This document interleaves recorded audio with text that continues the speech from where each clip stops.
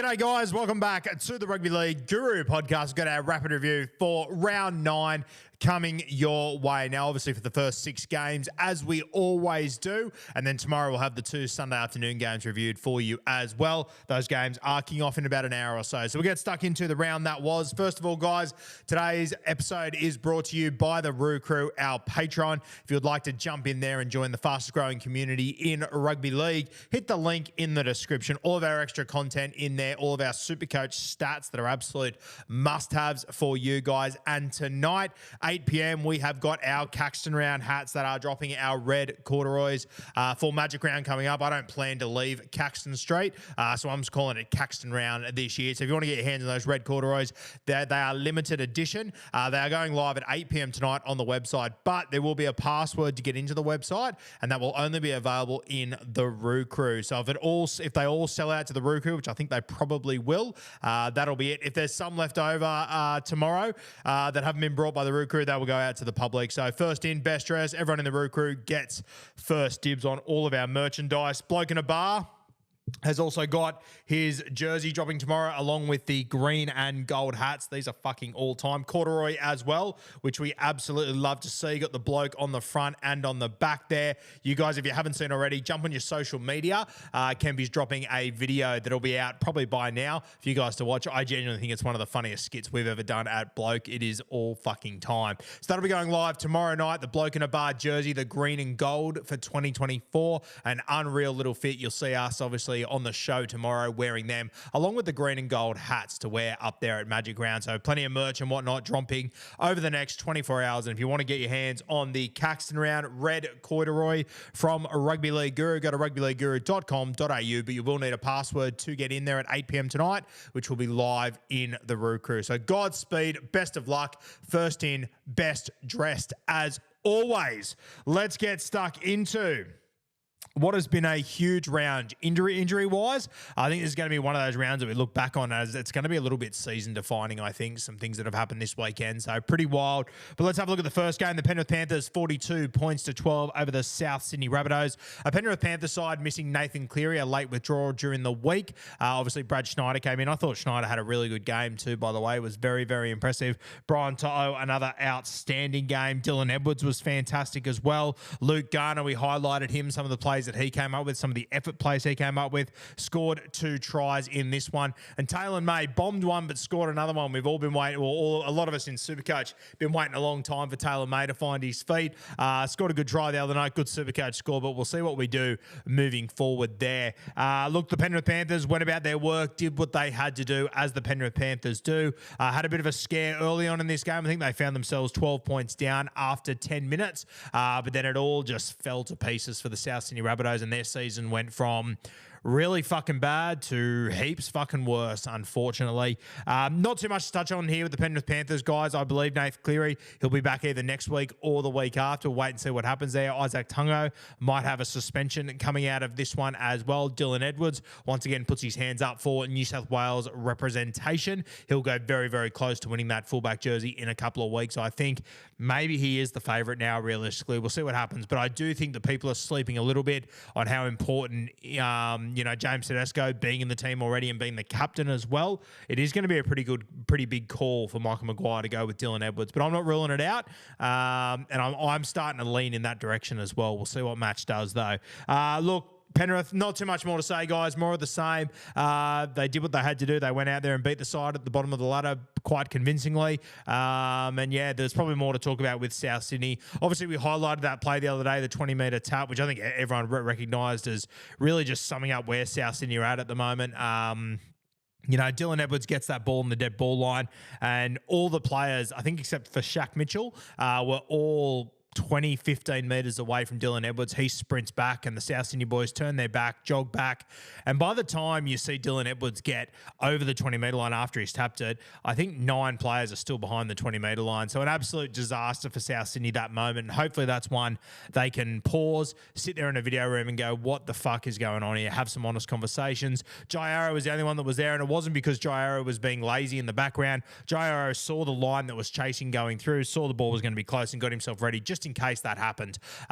So yeah, Jairo chased all the way through, was the only one that did. An absolute disaster for South Sydney the other night. On top of that, Cam Murray out for 6 to 8 weeks. Absolute dire straits for South Sydney. They do get Trell Mitt back next week, which is very exciting. I can't wait to see him back out there doing the damn thing. But losing Cam Murray is a huge loss. And I mentioned on Instagram the other day, losing him for the New South Wales Blues as well. Absolutely devastating. So now also Dean Hawkins injured as well. So South Sydney now probably need to blood the young Tongan 5'8" there, Dion. Whether he's ready for this or not, I'm not too sure yet, to be honest with you. Was really impressive in trials last year. So hopefully he's ready to take that mantle. But South Sydney, I'm getting really worried. I think they're down to maybe 18 available players this week. I believe they had to release Braden Burns because they've had to elevate so many players contract-wise that it was almost starting to really push their salary cap and put them under pressure. So I believe they've got Shibasaki down from the North Queensland Cowboys now. They've shifted him down and moved Braden Burns up there to free up a bit of cash there. But yeah, dire straits for South Sydney. And the other night was just an absolute fucking disaster for them. I got a feel for you South Sydney fans. You've been through a lot, especially in the early 2000s, but what you're going through right now when you consider where your team's at and the players you've got, really, really tough pill to swallow. So really feel for you South Sydney fans. Jairo picked up an injury as well. He kept playing though, so we'll see where that's at. But yeah, fuck. Tough times, and a brutal start to the coaching career of Benny Hornby as well. What about that stat that came out? Random stats guy, I think it was, that Ben Hornby, his NRL debut as a player, he lost 42 points to 12 to Penrith for the Dragons. His NRL debut as a coach, he also lost 42 points to 12. Fucking unbelievable. Wild scenes there. But yeah, the Penrith Panthers getting the job done, absolutely giving it to a South Sydney side who is just completely lost at the moment. I'm hoping that bringing Latrell Mitchell back in is going to make a difference, and I'm sure it will make a difference. The other one is Jai Gray. They've lost too. So the idea of leaving Gray at fullback and playing Latrell Mitchell at centre, I would imagine that's probably out the window now. I don't think you have any choice but to play Latrell Mitchell at fullback. So interesting times, whether they play Jack White at 5'8". I don't know if they've got the centres to be able to do that, to be honest with you. So they might have to go with the young fella Dion. So interesting times. We'll see what South Sydney do. That was the first game done and dusted. That was Thursday night football. Let's move to Friday night footy. And the Canberra Raiders, 26 points to 24 over the Manly Seagulls. I'll be honest with you, I could not fucking believe what I was watching here. The way that Manly started that game, they were just on fire. They even bombed a few tries early that they probably should have cashed in on. And to see the Raiders get themselves back into that was unbelievable. I believe it was 22-0. 20-0 at about the 30th minute or something like that. And then Elliott Whitehead comes up with an unbelievable intercept, throws it around his back. Benji Marshall stuff, finds young KO Weeks. He scores under the post. That was in the 31st minute, and you thought, okay, against the grain, against the run of play, not much doing here. Sure, wild play to go for in the rain, but Elliott Whitehead made it work, and I just sort of thought, okay, good on him, back on the scoreboard, but I don't think they can get back into this game. And then it was even Ruben Garrick. He scored first in the second half, and I straight away went, okay, there we go, done and dusted. To see the Raiders get back into it was unbelievable. Elliott Whitehead scored 2 tries in 5 minutes after setting up the first one. They've missed him the last few weeks. He's come back in and done tremendous. Nick Kotrick scored an unbelievable try, walking down the tightrope of the sideline, a brilliant kick by KO Weeks, and then Huddy Young scored off a kick late to wrap this one up. 26 points to 24. We said during the week that we expected the Raiders to put up a good fight. You don't lose 40-0 in Ricky's 500th game and get smashed the week after, and they certainly did put up a fight, but I really didn't see a win coming here at all. I didn't think they would have that in them. So shout out to Ricky and his Raiders, an incredible effort. No Jamal Fogarty, they just managed to get back on the horse and make it work. And I thought KO Weeks, whilst I'm not convinced he's a halfback, I'm not convinced he's a consistent first grader either. He did what he needed to do in this game. It wasn't perfect, but he did what he needed to do, and he managed to steer his Raiders home. I thought Danny Levi, outside of a few moments of confusion, I thought he was really good. Morgan Smithies got through a lot of work. Hudson Young, very good. Elliott Whitehead, probably the game of his career, though. Very, very impressive. So shout out to the Raiders and the Raiders faithful. We all thought it was going to be a very tough season from this point moving forward. And even at the 30th minute, I thought, fuck, this is going to get ugly again. But they fought their way back into it and they won it. The beauty of rugby league, it is never over. And anyone can win from anywhere and anyone can lose from anywhere. How bloody good. For the Manly Seagulls, We'll talk positives early. They lit it up. You know, you had DCE, Garrick, and Turbo just lighting it up early in the game. Turbo scored the first try, was unlucky not to score another one. Ruben Garrick dummied to him. DCE, a brilliant little kick in behind that he managed to scoop up. Tommy Talau scored off of some really poor play by the Canberra Raiders coming out of their own end. And you know what? The Manly Seagulls, they were fucking cruising. They were home and hosed. And I sort of think they took the foot off the gas, to be honest with you, which is really disappointing. And my big question coming out of this, and we've had this question for a few weeks. We've spoken about it lightly on Bloke in a Bar, but I mean, are the Manly Seagulls, are they the real deal? Are they a team that can win a premiership this year? I am still far from convinced, to be honest with you. I think they're a top 8 side. Despite this loss, I think they're a top 8 side. This is without Olakau'atu as well. I think with him, they're a different footy side. I think they're a top 8 side, but I'm far from convinced that they're going to be able to compete with the top sides come September. So we'll see how it plays out. I wouldn't call them flat track bullies because they're still having good games against top sides, but I'm just not convinced that they are the real deal at the moment, the Manly Seagulls. That's just my thoughts on them. You know, Albert Hopoate got simbit in this game too. So the Raiders, they really had no right to win this game whatsoever, and they just found a way, which you'd love to see, and it's just got Ricky Stewart written all over it. Let's move to the late game on Friday night. The Sydney Roosters, 40 points to 18 over the Brisbane Broncos. The Roosters led this one 18 points to 6 at halftime. The Broncos got themselves back in it, despite some injuries and some absolute fucking chaos. They got themselves back into it, but from about the 50th minute onwards, it was just all the Roosters. They were running downhill. The Broncos, they were missing players left, right, and centre, most notably Adam Reynolds. Obviously, the bicep tear here, or bicep rupture, I think it was.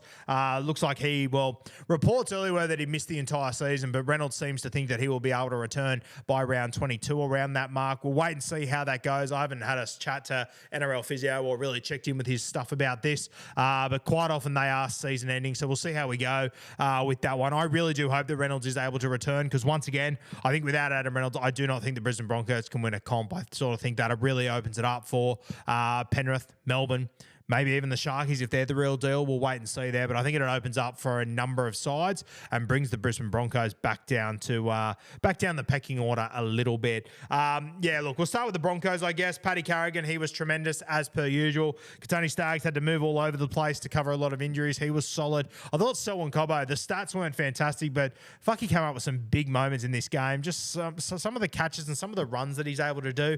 He really is incredible, Selwyn Cobbo. And I know the Roosters, they are keen to get their paws on him moving forward. They're going to make a big play at him, I believe. So that's going to be really interesting. I hope he stays at Brisbane. I think there's something about him that just reminds me of Steve Renouf and, you know, those sort of guys. Hodges, the Broncos have had for a long time as centres up there, and I'd like to see him stay there. But the Roosters, they're going to have some serious bicky to throw around, and it'll be interesting to see how he goes. I believe someone does, even in Brisbane, suffer from a bit of homesickness from what I've heard from a few people. So moving down to Sydney would be a massive move there. So we'll see what happens with that one. But fuck, he is a talent, just so talented. Reece Walsh, he was solid once again without doing anything, you know, mind-blowing or whatever. I thought he was pretty solid. Outside of that, guys, you know, a couple of sin bins there. I think it was Dean Mariner who came in, had a pretty poorly timed shot there, spent some time in the bin and whatnot, and that was sort of the beginning of the end for the Brisbane Broncos there. I thought Ezra Mam was solid. I'm actually keen to see how Ezra Mam goes over the next few months. I would be handing him the keys. He might not be playing halfback next week, but I'd be handing him the keys and saying, mate, this is your footy side. Let's see what you can do, because I kind of think he's ready for it. As crazy as that sounds, 18 months ago, he was a superstar coming out of Q Cup that I was like, is he going to be able to handle the rigours of first grade? He can well and truly handle it, and I reckon over the next few months, he could make it really interesting. So very, very keen to see how he goes. Let's move to the Sydney Roosters. Angus Crichton.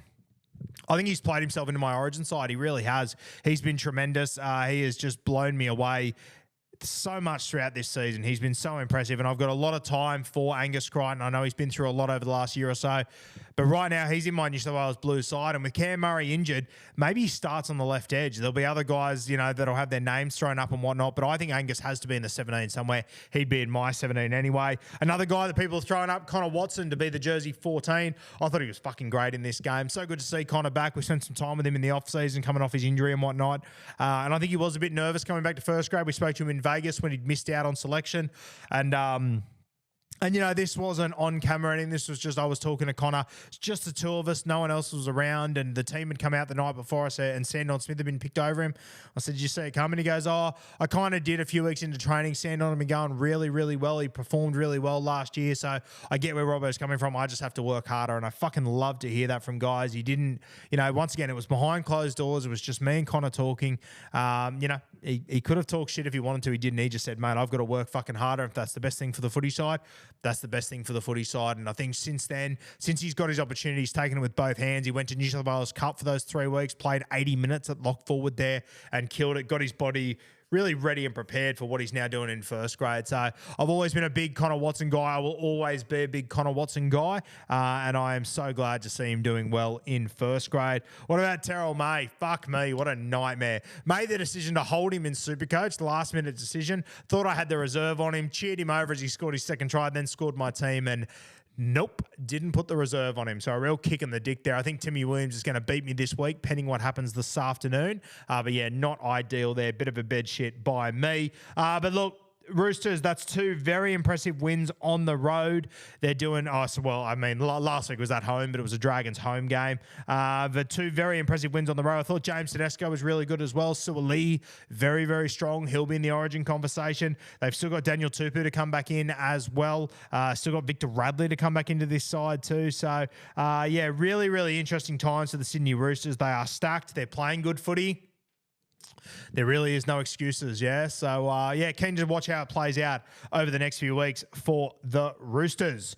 All right, Saturday afternoon footy, the first one at 3 p.m. We saw the Canterbury Bulldogs taking on the West Tigers here. I really enjoyed this game. I truly enjoyed this game. The Tigers obviously started well, scored through Charlie Staines. Fanua Bole crossed over not long after. Kurt Mann bounced back in between those 2 tries. And after that, the Tigers, pretty disappointing. Obviously, without Appy, I wasn't expecting a heap out of this side. I thought the Bulldogs would win well. But once the Tigers came out and really showed some fight early, I thought, okay, maybe we've got a game in our hands here. And you know what? A couple of things towards the back end of the game potentially cost the West Tigers. A couple of poor decision by certain players. You obviously had Clemmer and Seafarth Simbin in the same minute. It was with 5 minutes to go. The Doggies were already up. I think the Doggies were the better team. But yeah, disappointing way to finish that game for the West Tigers there. But fuck, they scored some good tries. I thought the first one for Charlie Staines, that was unreal. I thoroughly enjoyed them moving the ball like that. Benji said pre-game they would move the ball. And I don't know. As much as they didn't win this game, I think Canterbury's going well at the moment. I wouldn't be too disappointed if you're a Tigers fan. I still think your team is heading in a very good direction. I think your team's in a better spot now than they have been over the last couple of years. So I know it sucks to lose and whatnot, and it's easy for me to say sitting here when I haven't been through the shit that you guys have been through over the last year or so, but man, I think you're heading in a good direction. I'd be happy if I was a West Tigers fan. Johnny Bateman, fuck, I love him, but sometimes he can be a bit of a liability, can't he? Just some of the plays that he comes up with and some of the things he does, it is just frustrating sometimes. I'd rather have him in my team than not have him. But fuck, if he can just clean up those little things in his game, Johnny Bateman, I think it would take the Tigers a long, long way. Outside of that, obviously, Jareen Buller, I thought he had some really nice touches. His first touch in that try to set up the first one was very, very good. That was lovely. Outside of that, I thought Jakey Simpkin was good as well. Not a stack to touch on with the West Tigers. Galvin had some really nice touches too, as well, to his credit. Let's have a look at the Canterbury Bulldogs, and Matty Burton was probably best on ground for me. He was popping up everywhere alive and everything, which was really good to see. Viliami Kickout, very strong as he has been all year. I thought Drew Hutchison, as much as he's not the fastest halfback in the world, I thought he pulled the right rein on a number of occasions in this game. Nice little kick for Josh Curran to touchdown. Josh Curran's first try of the year. He's had to wait a little bit by his standards, but a nice little try there. Maxi King was great through the front row. Definitely the best middle forward in that side. Obviously, Curran does a great job there. I think he was playing a bit of 13 yesterday, Curran as well. But Max King, they are a different footy side when they have him. I think he's really, really important for this side to stay on the field. They've got depth everywhere, except in that front row forward spot. They need Maxi King to remain on the field. Kurt Mann, dynamic as always. He's having a fantastic season for the Canterbury Bulldogs. He's been very, very impressive and was rewarded yesterday with a nice try. Bronson Xerri got a good try. He's come back into first grade well. I've been really impressed with him. I'm not sure how many meters he ran for yesterday, but I felt like he got through quite a bit of work. Bronson, where is he? 123 metres. Yeah, all the Bulldogs back five. Ren for over 100 metres, which is good to see. Yeah, Viliami Kikau, 121 metres. Blake Taff came in at fullback to replace Connor Tracy. Did well. I still question whether he's got the polish on the end of these plays to be a fullback, to be honest with you. As much as they won this game, as soon as Connor Tracy is available, he would once again be my fullback. But the Canterbury Bulldogs, very good. I thought Stephen Crichton had a really good game as well. Came with some really, really nice plays. Kiraz playing on the wing was tremendous. Number of tackle breaks. Ren for good metres, 165. Really good performance by the Canterbury Bulldogs. I think they play the Panthers next week. Hopefully Nath Cleary is available for that. I reckon he will be. I reckon he'll definitely be there for that game. And yeah, I'm really keen to see how the Bulldogs go for this. I want to see where they're at. I don't need them to beat Penrith or anything. I just want to see how they compete against one of these top teams, because they've been building for the last 9 weeks now. And I feel like right now they're in a good little sweet spot. I think that they will be... I assume Connor Tracy will be sweet. So I think they'll be pretty much full strength in this one. So Kikau back. Jacob Preston. He was on the bench in this game. He didn't actually get on the field. So surely if they were happy enough to name him this week, he'll be sweet to go next week, I would say. So yeah, exciting times for the Bulldogs. All right, next game. Oh my God, what about this one? Bulldogs 22, Tigers 14. I must speak about the same game again for you guys. The Melbourne Storm 22 points to 20. Now, guys, I haven't really spoken about it yet, but look, there's no denying there was controversial referee decisions in both of these games that we're not overly stoked with. I get it. I know people are very upset. There was also decisions by the bunker that weren't great, which I think makes it a little bit worse for the referees in this game. But look, once again, I stand by it, and I still believe in it. If you don't do enough to win if you think the referee decided the result of your game, you probably didn't do enough to win it, with all due respect to you, and I will always stand by that. Referee decisions in these two games weren't fantastic. I get that. I understand it. But it is just part of rugby league, and you've just got to overcome it at times. It's probably never going to change. Let's be fucking honest here. And the more that we bag them, the more that we criticise, the more that we absolutely give shit to refs, honestly, the reality is it's just the less referees we're going to have in the future. And people don't like to hear that, and I get it. But personally, I just think it's 100% true. So very tough. I also think that a lot of people jumping on these referees because they are females. I'm sorry, you're all complaining about the male referees as well. Let's not pretend like it's a fucking female thing. That's my personal take at it. I thought these games got a little bit out of control in different moments. But once again, you've got professional athletes there that if they're, that they need to keep themselves in sync as well. And I think that, it did cost the Tigers in that game. And, I personally think it cost the Titans a little bit in this one as well. As much as I don't agree with some of the decisions that happened, I still think in this game, the better team won. So I'll leave that where it is. We can talk about it more during the week. You guys can have your say. But the big news out of this Melbourne Storm game, the injury to Ryan Pappenhausen, fucking devastating, awful to see. Gives Su'a-Fa'alogo an opportunity pending his injury. But Ryan Pappenhausen, just one of the good guys of rugby league that you never want to see go down. He was having an absolute blinder before that as well. So just devastating scenes to see Ryan Pappenhausen in that moment. I think Munster knew it pretty early by the way that he reacted in that tackle. Fucking devastating. You hate to see it. Su'a-Fa'alogo, mate. That try scored off the scrum. I'm not sure how many guys in today's game could do that. I'm not sure how many guys ever could do that. Very early days, sort of Anthony Milford, early days, Ben Barber, Su'a-Fa'alogo. There's only a limited amount of guys that could have done what he did in that moment. He's an absolute freak, and he's got a huge future in our game. I thought Harry Grant was solid in this one. Sean Bloor, very good. Eli Katoa was tremendous as well. The usual suspects for the Melbourne Storm, and they just roll on. They get the job done here. I know a lot of Titans fans I was talking to in particular saying they were robbed and everything, and I get why you're upset, but I mean, I personally thought the Phillips Army try was a no try every day of the week. You got given that one, so I don't think it all completely went against you, to be completely honest with you, and I still thought the Melbourne Storm were the better side, but a very good performance by the Gold Coast Titans. Once again, performance-wise, you have to be pretty happy with your side. The fact that AJ Brimson wasn't playing fullback is mind-blowing when you see him out there, and I was okay with it a few weeks ago, but when you see what he's doing now, you just go, fuck, why on earth hasn't this guy been playing fullback all along? And once again, when Jaden Campbell returns, I don't know if I can take AJ out of that fullback role. They're just such a better side with him there, and I don't think they can move him. I think he's played too well to move him, and if your best player can play his best position, I just think you have to do it. And maybe that means Jaden Campbell doesn't make the side. Maybe that means that Jaden Campbell has to go away and work on his defense so that he can fit in this side somewhere else. Maybe he just plays 14. You just bring him on for some intensity at some point. I don't know, but I personally think the writing is on the wall. AJ Brimson has to be the fullback for the Gold Coast Titans. I thought my main man, Jermaine Jolliffe, he was fantastic. Absolutely love what he's done since Tino's been out. He's played 64 minutes the other day. Ran for 100-odd meters. Had, what do you have, 42 tackles, I think it was. 42 tackles he had. Very, very impressive from Jermaine Jolliffe. 3 missed, but 42 tackles. Still very good. Dave Fafita, waiting to see what his Supercoach score updates to, but he was just breaking tackles left, right, and centre. They just couldn't handle him, and I don't think the Titans got as much ball to him as they should have. 15 tackle breaks according to NRL.com. He was fucking dynamic for feeder, popping up everywhere, just so lethal. Outside of that, guys, Titans, they've improved. There's no questioning it. There's no doubt. They have improved. They are going to compete with a lot of sides in this competition. This one really, really hurts, but I think there's also a lot of lessons to take from this game for the Titans as well. A number of guys with multiple missed tackles, especially in their outside backs once again. So plenty to learn from it, but the Titans heading in the right direction. I thought Phil Sami was brilliant as well.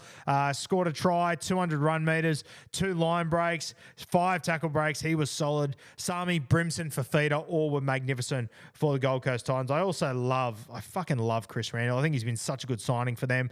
Played the full 80 minutes in this one. Ran for, how many runs did he go for? He only had the 3 runs, 30-odd meters. Felt like he got through a heap of tackling though. Yeah, 36 tackles, only 1 miss. So a solid game there by him as well. But yeah, disappointing for the Gold Coast Titans in this one. The Melbourne Storm, though, I did think they were the better side. Had to overcome a few injuries and whatnot in this game and managed to get the job done. So credit to them. Let's move to the last game we're going to review this afternoon, our rapid review. The Dolphins, 28 points to the Cowboys, 26. I think Kathmandu has correctly tipped the Dolphins 9 straight games now. She is on an absolute fucking run. If you're in the Roo Crew and you consume our tips every single week, which you'd probably be going like a busted arsehole if you do, but Kat and the Dolphins, she's incredible. She just gets it every single week. A very good win by the Dolphins. Once again, missing a heap of troops. If you put a gun to my head and said, name the Dolphins' 3 best players, I would probably have to go Hamiso, Flegler, and probably Herbie. All those guys missing, and they just find a way to get it done. The Cowboys, reasonably close to full strength here. Obviously missing Murray Tuolangi, missing Tom Chester in the centres, sure. I think the Dolphins are missing much, much more and just managed to get it done at home as well for the Cowboys. Very disappointing. We'll start with the Dolphins, though. Jermaine Osako, he just keeps doing the damn thing. 3 tries in this one. The great Timmy Williams traded him in this week, and what a trade-in he was. A great performance by Jermaine Osako. I thought that Isaiah Katoa, if you want to go off stats and Supercoach and all that stuff, you won't realise how much of a good player this kid is. We said the day he signed that the Dolphins have landed a huge player here, one of the best halfbacks of the future, and honestly, he's not one of the best halfbacks of the future. He's one of the best halfbacks of the present. I think because of his age and the stats, we probably don't appreciate what he does week to week, but the way that he's squaring up the line at the moment, it's incredible. I was talking about it before. I think he's going to be a turning point in international rugby league. Tonga, they've always had a brilliant side. They've just never had the halves to really compete. They found their halfback for the next 10, maybe 15 years in Isaiah Katoa, and I just fucking love everything about him. He's composed. He's mature. Doesn't have a hot head. He's a respectful young kid. Yeah, obviously he's under Wayne at the moment, so it'll be interesting to see what happens to him once Wayne leaves. But I personally think this kid's just got so much ability and so much between the ears that I think he's got a huge future in our game. His hard side, Cody Nikorima, he is on fire at the moment. Start of the season when he said he wanted to be the 5'8", I sort of said, I don't know. I don't know if you're a 5'8", Cody, realistically. And ever since being moved to that role permanently, he's been fantastic. He's been absolutely killing it this year, Cody Nikorima. And I think you also have to give him a lot of credit for the footy that Isaiah Katoa is playing. They've been a brilliant, brilliant combo. Jeremy Marshall-King, very strong game, very good defensively, as per usual. Maxi Plath, very solid. I genuinely think he's going to be knocking on the door of an Origin debut very, very soon. Played the full 80 minutes here, Maxi Plath. Very, very impressive. Ewan Aiken was very good. I think he picked up an injury late, so we'll see how he's going. Felice Kafusi played in the front row. Some of the shots he put on, just second to none. Absolute bell ringers that turned momentum for his footy side. Doing doing great things. Josh Kerr, limited minutes, only played 30 minutes, but I thought in that time he was really effective as well. The Dolphins, they are ticking so many boxes at the moment. It is not even funny, doing great things, and they are just a very, very well-run club. Trey Fuller, who we spoke about a lot in the lead-up to the game. I mean, Supercoach-wise, he didn't do too well, but 17 runs. He ran for 159 run meters. He had 4 tackle breaks, 1 offload. He did have a couple of errors. I think it was 4 errors. He really struggled, and I think he was a little bit rattled there. But I'm going to back him to bounce back. I think he'll be better for the run, and I think he'll score well over the next few weeks. Still going to make a heap of cash. We gave away 60 points to Tommy Turbo, which isn't ideal. Well, we're waiting for updates there. I'm hoping Trey goes up to 40, 45, maybe. Maybe that's wishful thinking. We will see. But yeah, I still think he's got more to offer over the next couple of weeks. For the Cowboys, man, the first 10 minutes, they looked like premiership favourites. They were running downhill. They looked incredible. Cole Felt scored off a brilliant play from the Cowboys early. Ruben Cotter then crashed over. And then it just all went to shit. I know they held in this game, but for the way they started playing at home, they kicked a 40-20 at one point. They kicked another 40-20 off a bomb that they got. They just had so much that went their way in this game, the North Queensland Cowboys, and they just, I don't know. They're just, people calling them pretenders and whatnot. I get it 100%. I just don't think they've got what it takes at the moment to compete with those top sides. Their defense just simply isn't good enough. And this is a game that at home, when they started the way they did, they should have won this one. There is no excuses for it whatsoever, and I am so disappointed. If the Dolphins lost 28-26, I wouldn't be as disappointed considering everything going up on at the Dolphins. But the Cowboys, they are a well-established footy side with superstars littered throughout their side. Very, very, and they started fast. I mean, you can't really ask for much more. Jeremiah Nanai scored later. Nice little play from... he scored 1 try, then he scored another one later. That was obviously put on by Scotty Drinkwater there. Sam McIntyre scored a nice little try off a kick. Good reward for a tough few weeks for Sammy McIntyre. Val Holmes only kicked 3 from 5 and hit some pretty average kicks there. So that'd be very disappointing for Val. But look, just as a whole, just disappointing. They led 22 points to 18 at halftime as well after their fast start. Just no excuses for the Cowboys. Individually, I thought Ruben Cotter, he was fantastic. I think he scored a try, would have gone for 100-plus metres, 102 metres in this one, 40-odd tackles, 47 tackles, only 1 missed. He was tremendous. I thought Jeremiah Nanai, 33 tackles, 2 tries, very good. Griffin Neem was good through the middle as well. No one really played poorly. I thought coming into the side, I thought that Jake Clifford was really good. I thought Tommy Dearden was strong. He took him on all night. Ran for 133 metres. Val Holmes ran for just under 200 metres at centre. That's great. Defensively, wasn't fantastic. Once again, though, from Val. Missed 5 tackles in this game. Valia missed 4, so when your centers combined for 9 missed tackles, not ideal. Braden Burns is head up there. I think he'll come into calculations pretty soon. I don't know. It's a game that, to put it simply, the Cowboys should have won this one. If I was a Cowboys fan, I'd be very, very disappointed. I know it's a 2-point loss and people might think I'm overreacting, but they're just better than what they've shown. And this was a game that they should have won, the North Queensland Cowboys. So I'm pretty disappointed in the performance that they put in there. Still a number of errors coming from their outside backs as well. I think the back line made 6 or 7 errors. When you're making that many errors and you defend the way they do, you're just not going to be able to compete in this competition. You might be able to beat up on the teams at the bottom of the ladder, and I think they're going to beat up on a few over the next few weeks. But if you want to compete with these top sides in this competition, you've got to be defending better than what this Cowboys side is at the moment, and better than how they've defended all year. And you know what? I'm probably hold the Cowboys to a slightly higher standard than other teams because I think that their ceiling is so fucking high. They've got the attack sorted. They just defensively, they just can't get it together, which is so disappointing. Congratulations to the Dolphins. They were brilliant win. You love to see it. It's just Wayne Bennett 101 there. That is the end of our rapid review, guys. The next 2 games we'll review tomorrow on the Rugby League Guru podcast. So come and check it out there. Remember, guys, live at 8 p.m. tonight. Probably already live now. Might be sold out already.